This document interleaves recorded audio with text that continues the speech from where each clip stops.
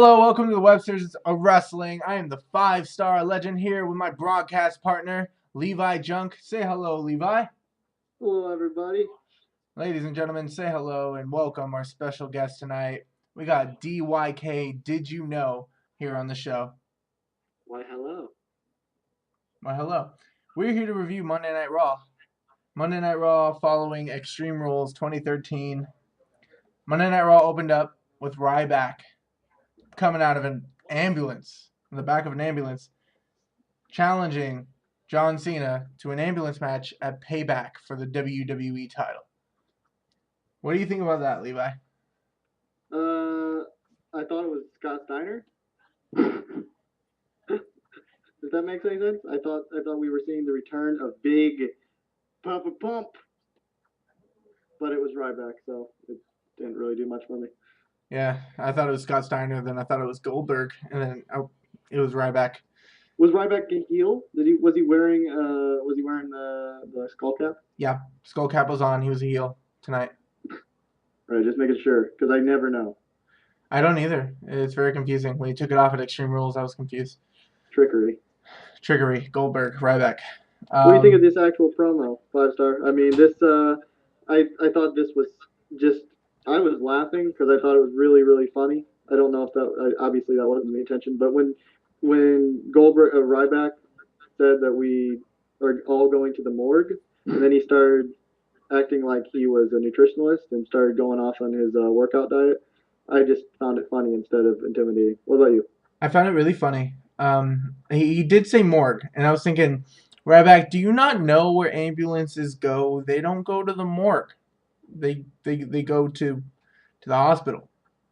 Yes. Probably not going to go to the morgue. Probably not. I think you're thinking about a different vehicle there. I think he's been hanging out with Mark Calloway too much. I don't think Mark Calloway would even want to hang out with Ryback. This promo was fine. I mean, when it comes to building rivalry, you got to do something. He popped out of the back. Sure, cool. He put what's his name, Zack Ryder, into the back of the ambulance. I thought that was kind of cool. Sure, it's a sign of things to come. It seems like when you're John Cena's friend, you get picked on by bigger guys. Sure, definitely. And I mean, the promo was fine. I mean, the entertainment value was high for me, like I said, because I really enjoyed laughing and it was fun. But it wasn't supposed to be that. But for me, it was entertaining. At least Ryback finally insulted the fans, and even if it was funny, he said, "You're all going to the morgue." At least it was somewhat, at least he insulted them finally and gave them a reason to boo him besides saying Ryback rules. Yeah. Mind if I cut in? Yeah, go ahead. Go ahead. What do you got? Well, I thought it was actually a funny promo. Was Ryback good? No, but it was one of his better promos in a while. So I'll give it a 7 out of 10 for this promo. And with him putting Zack Ryder in back of the ambulance, I thought that was the best thing that could never happen to Zack Ryder because heel turn city is coming our way. A heel turn prediction for Zack Ryder coming out of the ambulance, a new man, I guess, is what DYK is letting us know. Yeah, I think so. When it comes to severe injuries to the body, that sometimes can have an effect on a wrestler's psyche. The Miz got kicked in the head so hard by Kofi Kingston, he turned babyface. I think that if Zack Ryder was beaten up enough, he could be confused and come out heel. If he's not wearing a skull cap, I won't know. So I don't think any of us will know. I think it's going to be very difficult. He's got to wear a skull cap coming back and say how upset he is for being John Cena's friend because you were supposed to be my friend. Yeah, because Ryback beat him up and put him in the Hogan, Warrior, Hogan, Silverback, Vanilla Gorilla. To the morgue. That's what we need to take out of this. Yes. Moving on. Let's just move on along here. We got The Miz and Chris Jericho. They face Wade Barrett and Fandango. First of all, I just want to ask you guys what you thought about Wade Barrett's theme music. Go ahead, DYK. Well, I didn't actually know it was new until the end of it. All right. I mean, what do you think? I mean, now that you know it was a new theme song, do you think it was improvement? Was it, what do you think of it? It's a lot better than the last one. I can tell you that right now. I'd agree. I liked it. It was much better than the last one. It instantly stuck out at me and grabbed my attention, which is something Wade Barrett hasn't done for me in months. I will add that while the lyrics say "God save the Queen," neither God nor the Queen can save Wade Barrett's career. Segueing that into the closing predicament in this match, Fandango starts dancing outside with Summer Rae. I like that. Yeah, I like that. I thought that was a good twist. First time a tag team partner, just left their partner to dance while the match was going on. And Wade Barrett held his own against the most must-see tag team of all time. It wasn't on a pre-show. Miz, the most must-see tag team of all time, most must-see superstar of all time, was actually on the show, not a pre-show. I don't think there is a pre-show to Raw, but yes, he was. Good point. Yeah. If there was, he would be on there. It would be the most must-see pre-show to Raw ever. The Miz and Jericho, good team on paper. I like to think they're pretty good talkers. They didn't make a big deal out of it, but I did. And Wade Barrett should have done better, in my opinion. I mean, shouldn't have been jobbed again. He's champion, Intercontinental Champion. I just want to remind everybody of that. He happens to be champion. Loses to everyone. We've covered this. Remember, Wade Barrett loses to everyone. Wade Barrett never wins. Everybody beats Wade Barrett. Everybody beats Wade Barrett. It's kind of like everybody hates Chris. Exactly. Everybody beats Wade Barrett. Everybody loves Raymond. Everybody hates Chris. And everybody beats Wade Barrett. Neither God. The championship belt is cursed. Yes, that's true. Neither God nor the Queen can save. That match was so predictable. Even the dancing? No. Wade Barrett losing? Oh, yeah. And losing to the figure four, I honestly have to say, Miz doesn't do the figure four very well. Agree. His figure four is as bad as Wade Barrett's career. Yes. That's very true. I guess we should cover real quick the fact that Jericho, after the match, goes over and dances with Summer Rae, Fandango's dance partner. Yeah. And, kind of your future wife. Do you like that? Did you know that? Yes. Okay. That was the best moment on Raw. The best moment on Raw. Summer Rae and Jericho dancing, and what does Jericho do? He gives her the Maurice hand to the face and walks away. Yeah, that was good. Jericho and her really, they pulled me into it. I was happy to see that. I thought that was pretty cool. Emotionally, like I was emotionally invested into something, which I'm not usually on Raw. Sure, I liked it. I liked everything about this except for Barrett losing, but everyone beats Barrett. It's not new, so yeah. It is a new theme song, but it's not new that he's losing. Yeah, I think he should have a career to change along with this theme song. Is there anything else that we have to say about Miz Jericho, Barrett, Fandango? No, I think that about does it. Squash match, filler match, Sheamus versus Titus O'Neil. Same old crap with the main event. The main eventer defeating the mid-carder in a well-fought match, but just not enough for poor Titus. Yeah, it's the same old. Sheamus meandering around, beating different opponents. Those opponents getting nothing good out of their losses. I didn't like this at all. I thought it was completely filler, completely unnecessary. Didn't like it. What about you, Devin? I'd rather see the Divas match. All right. Let's segue into AJ Lee versus Layla. What do you guys think about that? Could have been longer. I'll let you go. Go ahead. Go ahead. It could have been longer. I'm a big fan of AJ Lee. Ever since she's come up to SmackDown and Raw, she's just really, really talented on the mic.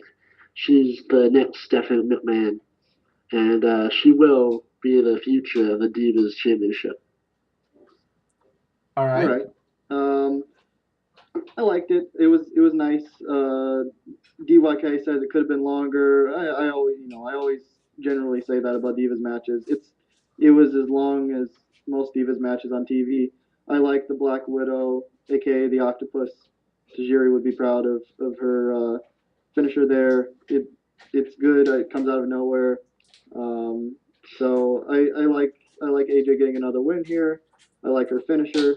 I thought this match worked for what it was trying to accomplish. It was fine. I agree. Yeah, it was a fine match. AJ Lee winning against Layla. AJ Lee versus Caitlyn in the future, hopefully. Definitely. I mean, it's I think that's where it's heading. I mean, we still haven't found out who Caitlyn's secret admirer is, which they touched on a little bit with Cody Rhodes officially saying he is not Caitlyn's secret admirer, which I don't think. I mean, I think most of us knew that at this point, but they officially announced it. Maybe, just maybe, AJ is the secret admirer trying to get inside the head of the Divas champion. Um, that would be ideal in my opinion if they want to have an actual Divas storyline. So Yeah, or Big E Langston. sure, Or Bella Twins. they did hint at the Bella Twins. I mean, I think that's a red herring, but it's possible. Big E would be fun. Big E, big chest, little legs, nice, interesting attire, controversial attire. Yes, that he could be the one, and that could be interesting. Could cause problems with AJ, Dolph, and Big E, which would be fun to watch. So sure. Yeah. Good match by AJ Lee. Really great diva. We're gonna segue that into Cody Rhodes versus Zack Ryder. Before Zack Ryder got put into the ambulance. What do you guys think about their performance? Go ahead, okay. Could be better. Could be better. Okay. How could it be better? What was it like for you, and how could it be better? Just another jobber match. Zack Ryder and Cody Rhodes, they're not getting pushed the way they should be. So I'm not really into them anymore. Okay. In terms of quality of the match, how was the match for you, performance-wise? 3 out of 10. Okay. Not bad. What about you, Junk? I would say this match does neither man no favors. It was definitely a match to set up Ryback coming out, putting Zack Ryder in the ambulance, showing his dominance. That's the only purpose it served. The only other thing I could say is it was a simple way to get Cody Rhodes' heat back after losing to the Miz pre-show. I don't think it really succeeded in that because at this point in Zack Ryder's career, defeating him in any match whatsoever is not impressive. So I don't think it really succeeded in doing anything except setting up the inevitable Ryback coming out, putting him in the ambulance spot. Otherwise, I think it's pretty missable. Performance-wise, both guys are nice in the ring. These they deserve better. But yeah, otherwise, I think it's pretty missable, unfortunately, because they both deserve better. I agree. I was happy to see Cody get a win, to be honest. I haven't seen him win since he was Intercontinental Champ. Right. So, I mean, yeah, it was nice seeing him win. No matter who he was against, seeing him win was still something for me. No, I can somewhat agree. It didn't do a lot for me because I felt it was a very meaningless win. Yeah, it was a But meaningless at least it's a win. Yeah. Just seeing his hand get raised was something different, Sure. Let's move on to Big E Langston versus Alberto Del Rio. DYK? I thought it was a good match actually. Big E Langston, ever since the debut, I've been leading them towards him. So He has a bright future, and I thought it was a good match. What do you All right. think, Junk? Um, my thoughts on this was the match was pretty good. It was fine. It was a pretty good TV match. What I really take away from it is that Big E gets the victory over Alberto Del Rio, which I did not see coming because of WWE's booking style lately. Is the what I was mentioning earlier with Sheamus and Titus O'Neil, is the mid Carter goes out there, has a competitive match, but loses against the main eventer. 9 times out of 10, that's what happens in WWE nowadays, which I'm not a fan of. But the the fact that Big E goes out there, little help from the towel, which was used again this night, second night The in a row. bucket. Yeah, the bucket, the towel in the bucket. But yes, and then Big E picking up the win. I was very satisfied and happy to see him get the win there. I'm with Devin. I'm pretty high on Big E. I think he has a nice future ahead of him. I think he's very quick for his size, very fun to watch in the ring, very strong as he showed with that spot where he picked up Del Rio off the ground and slammed him into the ring post, kind of reminiscent of something you'd see Cesaro do. Um, so yes, I like seeing Big E get the win here. Uh, I have to ask why Del Rio and Ricardo would continue to bring out the bucket and the towel if their opponents are going to use it against them. It seems like it'd be smart not to bring it up. But yeah, I like seeing Big E get the win.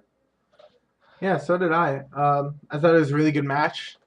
Big E Langston, I was scared for a second that they were gonna mess up on Big E and start getting him to lose every week, but he won, which is it could be a sign for change, maybe booking wise, for mid Carters to start maybe putting up a fight.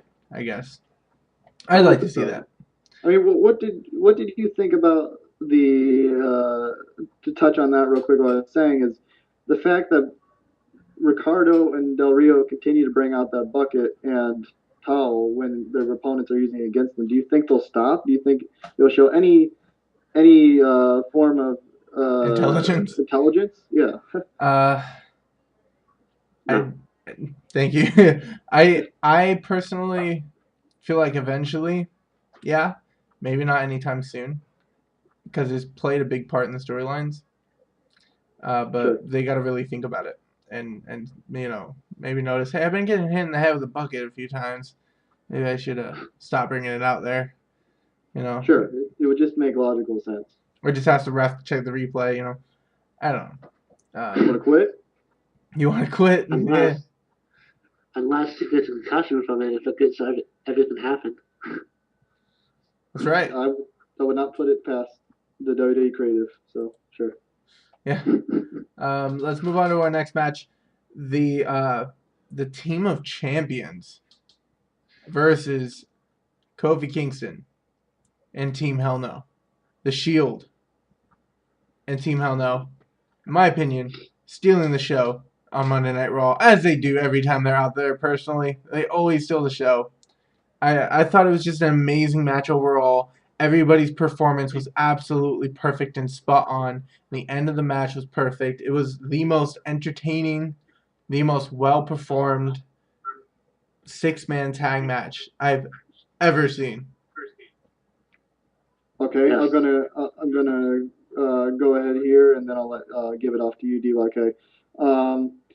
This match for me was 100% better than any match, and I like some of the matches at Extreme Rules, but 100% better than any match at the pay per view the night before. This was just amazing wrestling from all six of these guys. Daniel Bryan had incredible fire and some incredible spots when he got the hot tag. You had the Shield telling a great story with keeping each member of the other team secluded from tagging, which I really like. That's kind of old school, just great tag team storytelling where they keep Kofi, they wouldn't let him get the tag. They keep Daniel Bryan, they wouldn't let him get the tag. It was just great tag team wrestling, and they let them go for a good 20 minutes or more. Just start to finish, I can't say enough good about how amazing this match is. Tag team match of the year, no doubt. Beautiful. What about you, DY? I have to say, the Shield has to be one of the best stables besides the Nexus to be in WWE right now. They're still unbeatable. The way they talk and the form is just absolutely amazing. But I did have a chill that they would lose that match, but they did not. So I'm happy. Oh, I think we're all happy about the Yes, Shield right now. definitely. I can't say enough praise for this match. Good job by everybody involved. Definitely the best tag team match of the year. I wouldn't even be against putting it on my top 10 of the year so far for matches. That's how good it was. So Top 10 of the past 10 years for me. it was incredible, right? I mean, it's very it really made me enjoy watching Raw again. Put it Definitely, that way. definitely. This is why we used to watch Raw every single Yes, week without being worried because we had performers like this, matches like this to look forward to. Whenever I see the Shield come out, I know I don't need to be worried one single bit about watching this and not be entertained because I will be. definitely. All hail the Shield. Believe in the Shield. The Websters of wrestling believe in the Shield. Yeah, the Websters of Wrestling believe in the Shield. Yes, let's get that right. Maybe we'll have a six-man tag of our own one day. Yes. Let's move on from the Shield to Randy Orton versus Jack Swagger. I would like to consider Jack somewhat of a main eventer at the moment, and Randy Me too. Orton a mid-carder, sort of don't know where the hell you are kind of guy. So let's keep that in mind. DY, let's start with you. What did you think about this match and the outcome? Well, the predictions or the voting thing, that was predictable. No one's in the full for Great Khali, Levi Junk. Randy Orton is boring. He needs a character change. I won't like him as much until he's a heel.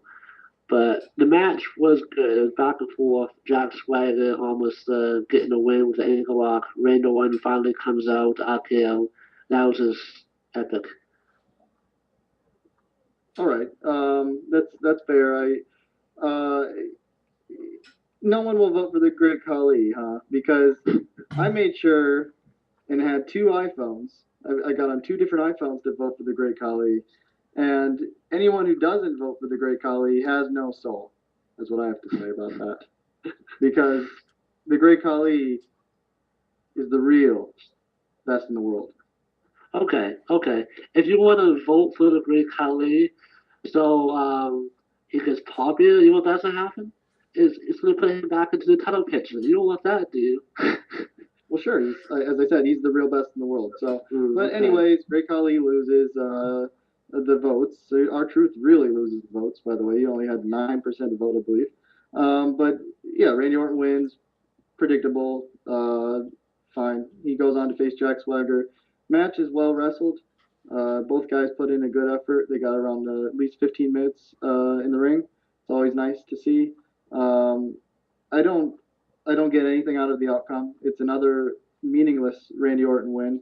His character and him as a wrestler is a, a lot like Sheamus, just meandering around, winning matches for no reason at all, and not moving forward in any way. So I don't get anything out of the win, but the match was well wrestled. And yeah, that's it should have been the Great Can Khali, obviously, yeah. and we all wanted to see Khali. And if you don't want to see Khali, then I'm probably not your friend. Well, two things. Two things. Um, I just want to say for whoever's listening, leave in the comments section if you voted for the Great Khali, or if you would vote for the Great Khali if there was a revote, or who you voted for if you did vote. If you're a And good human being, you voted for Great Khali. because he's the true best in the world, says Mr. Junk. Yes. And also, Junk, I want to challenge you a little bit on what you said. You said that this was a meaningless win. Well, Yes. this is the second match, from what I believe. I haven't watched SmackDown very much. That Orton won, I think. I'm not sure. Could be wrong. Could have had many meaningless wins.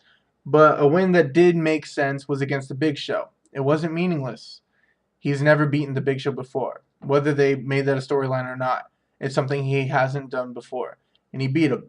Jack Swagger, sure, in the storylines he's had the he's been drawn the worst of cards when it comes to Del Rio or Ziggler. He's not doing too well. But he main evented WrestleMania, and Orton didn't. So we need to keep that in mind. Well, I mean, he wasn't in the last match or anything, Yeah. but he was all right. He was in a world title match. The world title still means something to me. You're in a main event if you're fighting for the world title at WrestleMania. So Jack Swagger was in SmackDown's main event, whatever, for the world title at WrestleMania, and Orton beat him, which means something. It very much means something. It means that Orton has beaten somebody who was the number one contender to the world title at one point because he won an elimination chamber match. And Swagger, I believe, pinned Orton in that chamber match. Orton beating him tonight was somewhat of a redemption sort of style victory for Randy.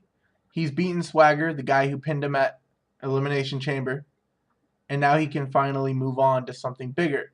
If he beats the number one contender to the world title, then what's next for him? Somebody higher, of course. So we're going to have to see where he goes on SmackDown. But ultimately, whether you believe it or not, this is leading, to me, in my opinion, to an epic Randy Orton versus Dolph Ziggler for the world title match. And we got to hope that Ziggler, for the first time, not counting Survivor Series, beats Randy Orton cleanly. All right. That was very well put. Thank you. Call me Paul Heyman. Yes, you are Paul Heyman. All right. Well, I don't think I even earned that. No, it's all right. But Thank you, though. But you're not. But I'm not. You're actually 5-star. But which is just as good. Yeah, very well put. I wish and am hopeful that WWE actually is doing that. That they actually are saying, oh well, now he's getting his redemption against Swagger here, and now he beat him. He beat a former world champion, and he's beating all these top superstars, and that's putting him in line to face Dolph Ziggler. But I don't. If you're right, then props to you and props to WWE. But I don't have enough trust in the WWE creative to be doing that. I think they're literally just having meaningless matches, and it's not leading anywhere. And they're just giving Orton something to do, giving Swagger something to do, and it was just a match that will not mean something in the near future. I hope I'm wrong, and I hope you're right, because what you said is actually very clever and is interesting. And I hope that what you're saying is the correct thing, and I hope what I'm saying is wrong. But I'm going to stick by my theory that WWE has no meaning towards this match and this victory by Randy Orton. Got it. Let's move on quickly. I do agree, by the way. We're going to go with Paul Heyman revealing his third client. Levi, who did you think his third client was before you knew? Hornswoggle. Okay. DY, who did you think his third client was before you revealed it? When the show started, I thought it was going to be Ryback, but then I had changed my mind, and I was hoping it was going to be an up-and-coming superstar, either Bray Wyatt or Corey Graves. Wow, yeah, that makes sense. There you go. Did any of you believe for a second that it could be RVD? I did. I'd say for a second, yes. I'd say 1 second. 1 second. But then I realized no. All right. Well, I mean, how was it when we found out who it was? Michael McGillicuddy. DYK, go ahead. I was actually a little upset about it, but Paul Heyman, he can make anyone, so I'll keep on watching. All right. I was on Twitter during Raw, and I was seeing the reaction of all the fans, and a lot of people shared the same sentiment that Devin DYK here shared, which was they were disappointed by it. I was one of the few, at least I could see on Twitter, that was positively reacting to it. I was very, very happy to see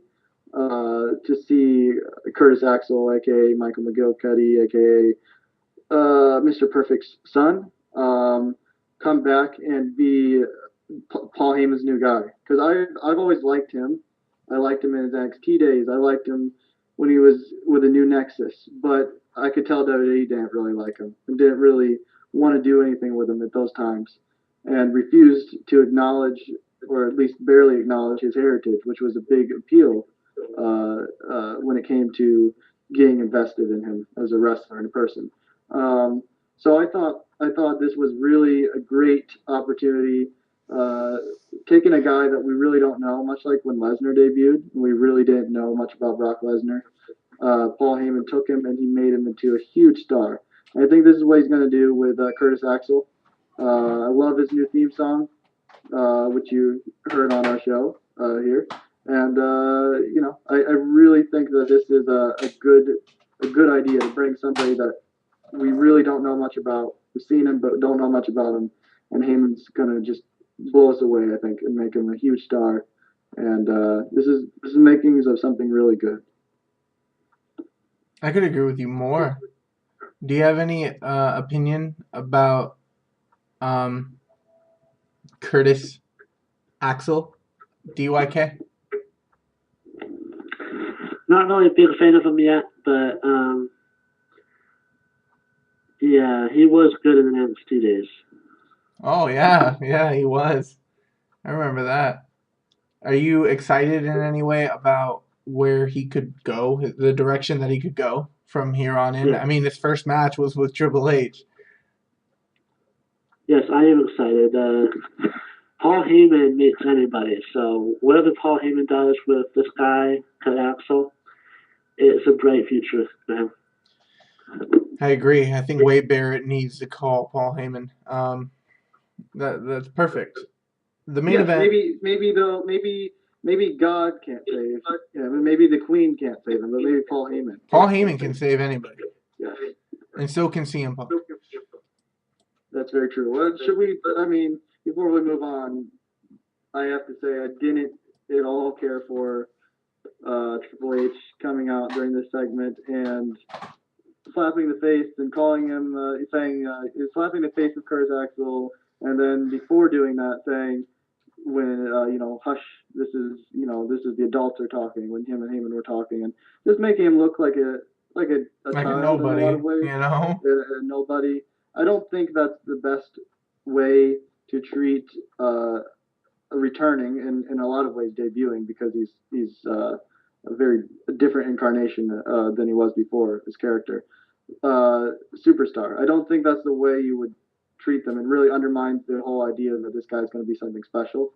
And it really jumped out at me as a, what are you doing here, Hunter? What's the point of this? Really, what is? Yeah, you're in charge of talent here, and you're making your talent look bad.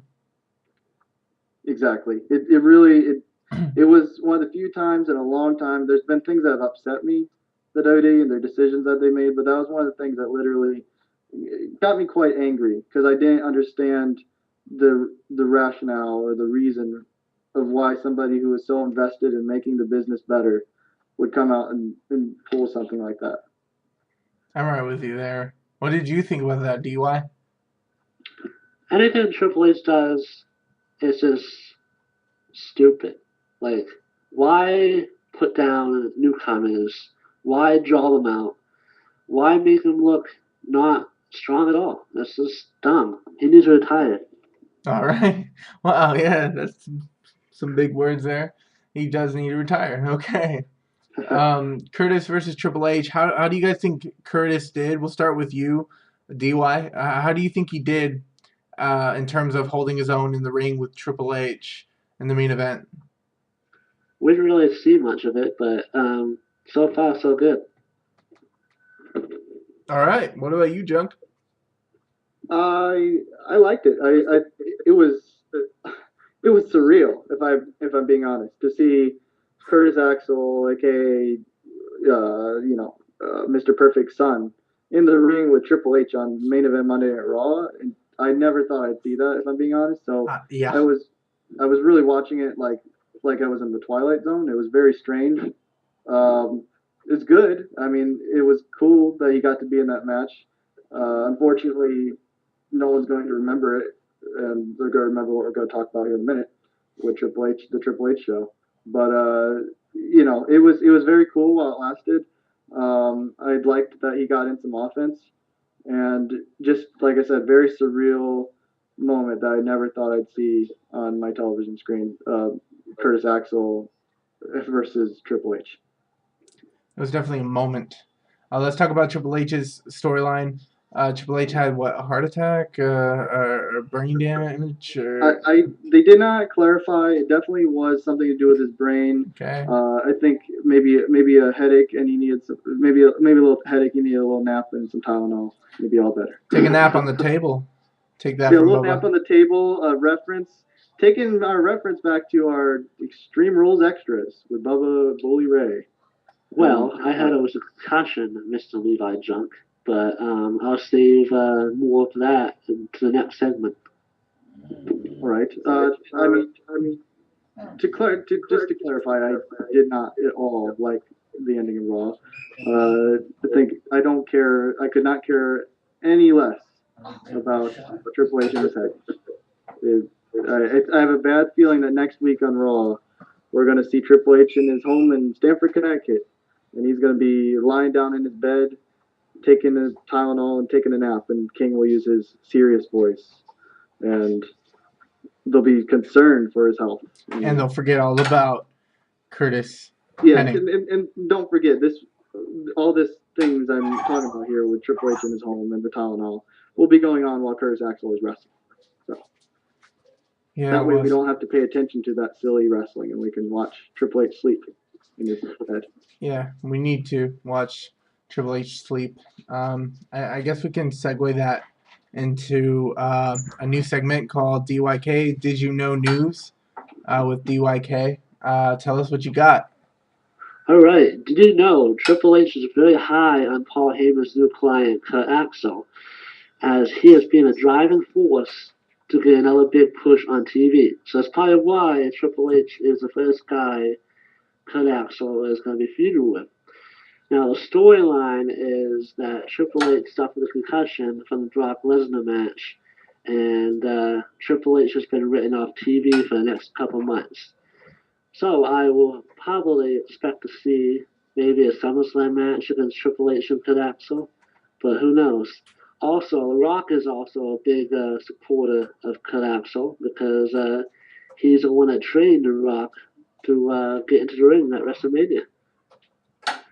Now, the next rumor, WWE is planning on having Mark Henry turn babyface when he comes back, and also a match at SummerSlam against Big E Langston. Hey, Big E Langston, strongman junk. That's the strongman match. If that goes down, expect at least half the show are SummerSlam predictions. If they go with that strongman match, expect half of the show to be me ranting about how I don't like a strongman match against Mark Henry. Speaking of Mark Henry, by the way, at Extreme Rules, Mark Henry was exclusive interview. He walked out on it, and quote unquote, he said, "I'm going home." I'm coming home. I'm coming home. Tell the world I'm coming home.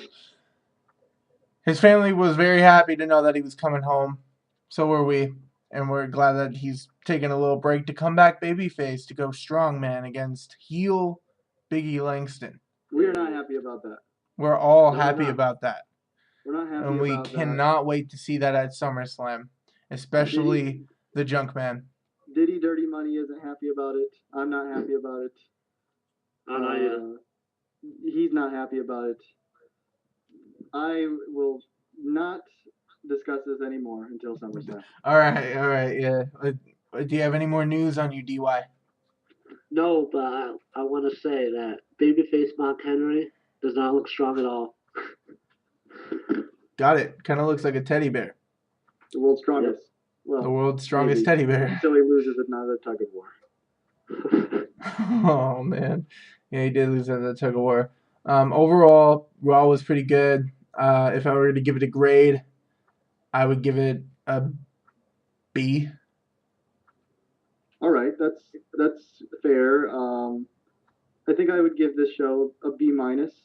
I think right below what you gave it, just a little bit below. The Triple H stuff makes this show go lower for me. So B minus. I'll give it a C minus. The Shield match and the Paul Heyman segment was the better parts of the show. All right, all right. I just want to ask you guys, match of the night, stealing the show, the Shield versus Team Hell No and Kofi Kingston. You guys agree with that? I do. Oh, no doubt. One of the best. Got to be top 10 matches of the year so far. Definitely the best tag team match of the year. No question. That's definitely what I come away from the show, remembering that match, and of course, Curtis Axel and Paul Heyman. But yes, definitely that stole the show. I think it'd be safe to say that that is the very best six-man tag team match on Raw in the past 10 years. I wouldn't be against saying that. Yeah. It's got to be one of the best six-man tag matches I've seen. Yeah, at least in the past 10 years. I'm not going to say no to that. All I right. know it's a big claim, but man, it was that good. Okay. Well, let's get this show closing up. I think it's about that time. Pimping again, Mr. Junk. All right. There's nobody better. Yeah, I got it. If you liked this show, if you enjoyed what we had to say on the show, and you enjoyed our review of Raw, head on over to Facebook. Give us a like at our official Facebook page. That's facebook.com/Websters of Wrestling. And also, if you want to give us a comment, maybe ask us a specific question, ask us maybe a specific topic you'd like to see us cover on here. Talk trash, like Woody Eubank. Another shout out to you. Woody. Hey, Woody. Head on over to our official Twitter page. That's twitter.com/Websters of Wrestling. We'd love to talk to you. So hit us up there. And so once again, it was a good show. Hope you guys had fun listening to it. I know I had fun discussing Monday Night Raw. And I am WWE Man. I'm the 5-star legend, and with our lovely special guest, DYK, Did You Know, coming out to help us out with DYK News. Thank you very much for showing up on the show. You're welcome. And we are the Websters of Wrestling. And as always, please don't try this at home.